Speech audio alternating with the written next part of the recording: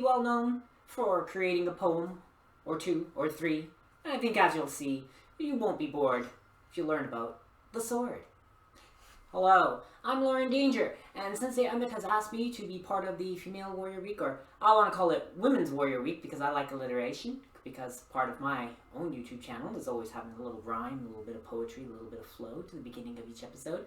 So whatever you want to call it, it's going to be fun. And today, a little bit of a masterclass, a little bit of a quick run through of the things that are essential to using weapons. So I am a historical European martial artist, so I do a lot of weapon study. There are a lot of manuals that tell us how to use weapons from the Middle Ages all the way through to the Victorian period, and I specialize in 15th century things, longsword probably being the one I know the best, and the one I've studied the longest, so about almost just a couple months away from being 10 years of studying all of this sword play.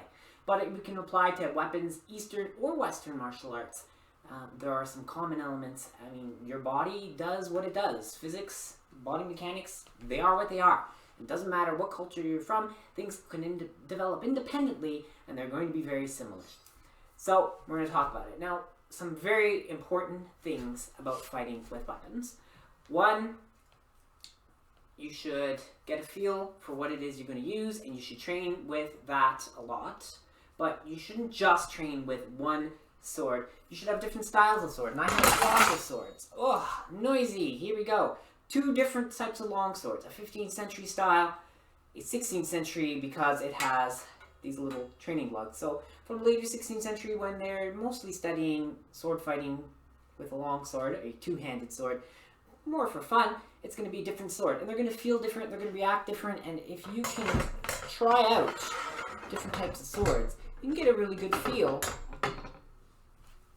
for variety, and that's always important. We can also learn about staff, which we'll talk about as well today. And this is a common weapon from Eastern and Western martial arts, a staff. Whether you call it a bow, whether you call it a quarterstaff, doesn't matter the name, it is an effective weapon to use. But let's put that down and get to our basics, and we'll use a sword because swords are cool, let's face it. And important, grip. When you're gripping a weapon, you don't want to squeeze too tight. You're actually going to grip more with these two fingers. So your pinky, your ring finger are going to be the ones that do the work. You're lightly gripping with everything else, and it allows you to flow. Now, another thing about weapons, you never just go and power through. That's bad form. I'm leaning forward, striking. You want to push and pull. So pushing and pulling means you're imagining there's one hand is a pivot point, and you are pushing and pulling at the same time. So one hand's going to push, one hand's going to pull. I'll back up a little bit, and that's the cut. That's the cut you want. My body's still upright. I'm not overextending. I've cut. I still have control. The sword is still in front of me. I haven't gone all the way around. I haven't exposed my back. That's very important. Another thing is breathing. Breathing technique. When you attack, you exhale. If you hold your breath and you're all tense, you're going to feel it. You're going to hurt your muscles. You're going to lock up. You're going to overextend. You're not going to flow properly. So, a tip. Whatever martial arts you're doing, I usually just say cut. Or if I'm cutting and there are specific numbers, and in a lot of European martial arts, we have numbers for different cuts. I will say the numbers, or I'll just simply say cut, cut, cut, cut. And that reminds me to exhale. I am a notorious breath holder, doing all sorts of hobbies and projects. I hold my breath and try to concentrate and focus, and that's not good. You're going to pass out. Breathe. Inhale on the recovery, exhale for the cut. There we go. Just demonstrating a few different cuts. Another thing, balance. You want to be fluid and flexible. You want to have a little bit of bend in your knees. You want to have your body facing forward. You want that springiness. You want to be able to move really well. I mean, what's easier?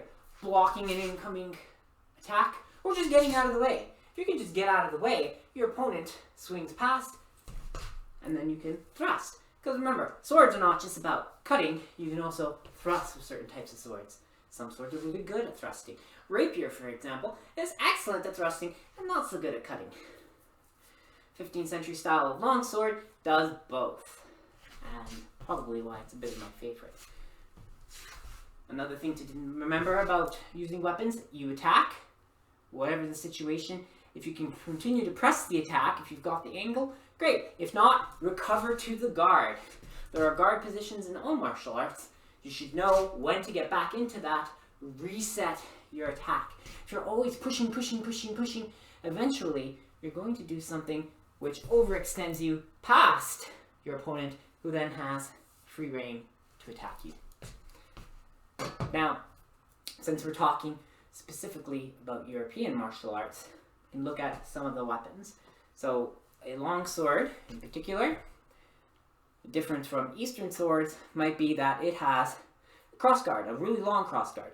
If you're looking at a katana and it's got a tsuba, it might only be about that much coverage. You get a lot more coverage in European martial arts to protect the hands, and you can use these for armored and unarmored fighting. So there are different systems that we have in the manuals. Blade, it's long. A lot of blades from Europe are symmetrical, double-edged, tapers to a point.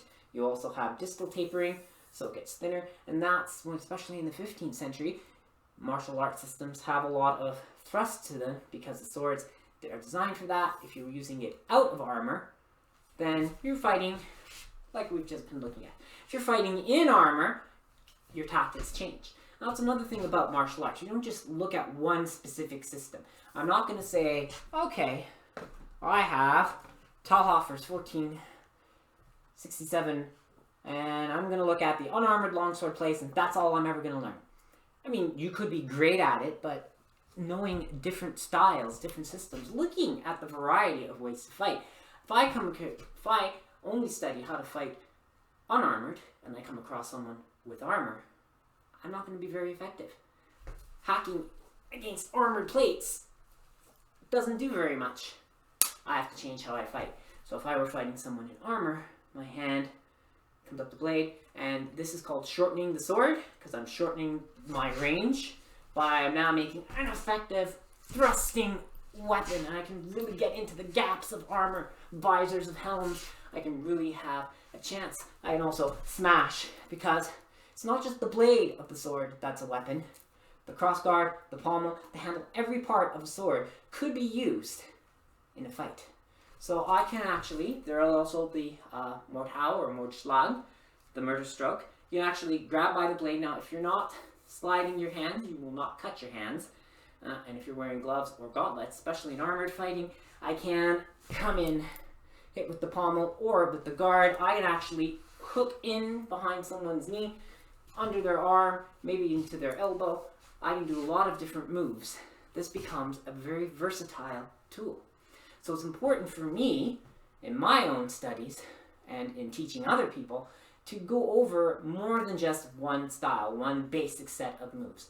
You can study any martial art and learn one moveset, one kata, whatever curriculum is, one belt level. But if you don't expand out across different styles, different techniques, different practices, whether it's in one martial art or you study several martial arts, you're always going to be left a little bit short. That's my opinion, but I think a lot of people share it. Do a bit of boxing, do a little bit of jiu-jitsu, do a little bit of quarterstaff fighting. And if we switch to the staff, again, it's a very different type of weapon. It gives you a lot more reach. I have all that range. Someone with a sword may not be as effective against me because look, I'm way back here and I've got the point of the staff. So it might not be as glamorous as a sword. It may not be as shiny. It may not be as fancy. It may not hack through limbs and all the things we see in movies. But a staff, a simple piece of wood, is still extremely effective. Add a point to it. This is just a training spear. There's a real spear in the background here. But add a point to it, now you've got a spear, now you've got a sharp pointy end to do the damage. You're really, adding range and the ability to thrust and get into gaps and really dig into the flesh of the opponent. That's pretty impressive stuff.